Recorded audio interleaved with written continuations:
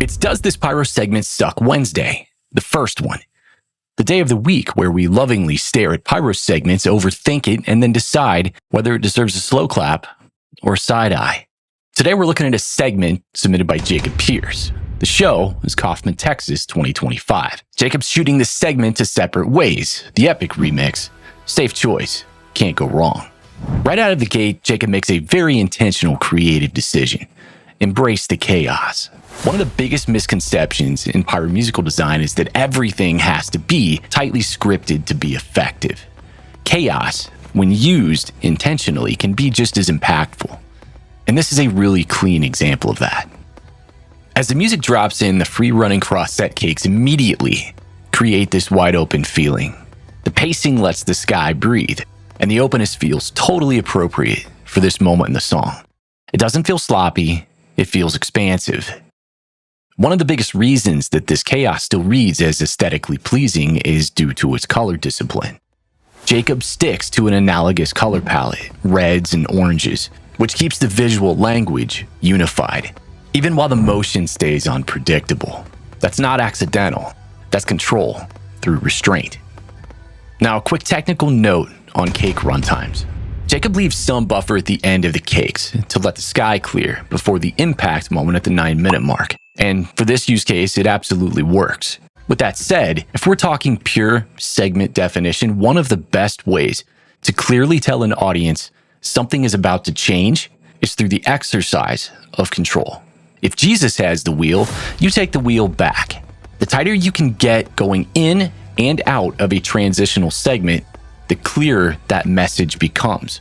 That's where product knowledge really matters. Understanding manufacturing consistency, burn variance, and how much control your gear actually gives you is what determines how sharp those transitions can be.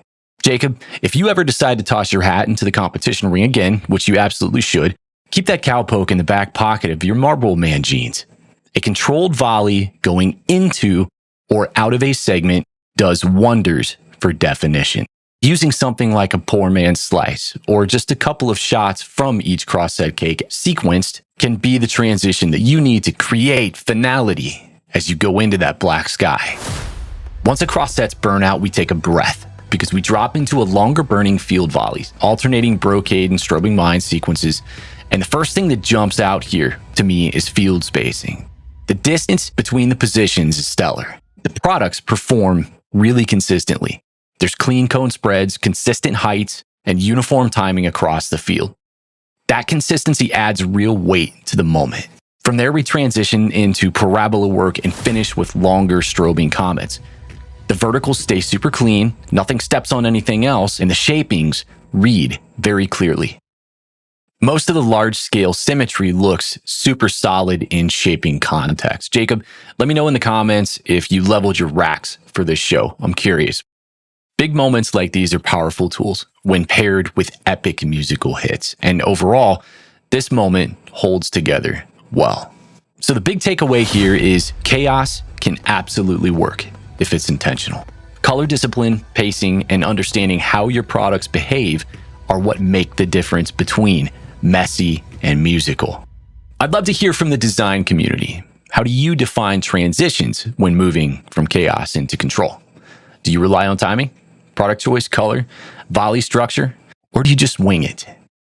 So, does this pyromusical segment suck? Nope, not even remotely. Jacob, this is a great example of controlled chaos, solid spacing, and big shapes to define big moments. Until next time, I'm Bozy from the Rhythm Pyro Podcast. Go check out the show. Stop talking about it. Get featured on Does This Pyro Segment Suck Wednesday by submitting your segment clip at the link below.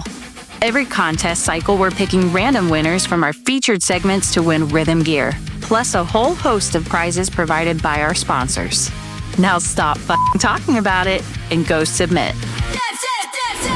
Pyro segment suck. Is it $1 million or totally f***ed? Light the match, let the sparks fly high, or leave us asking, when did you die? It's Wednesday, baby. Does it suck?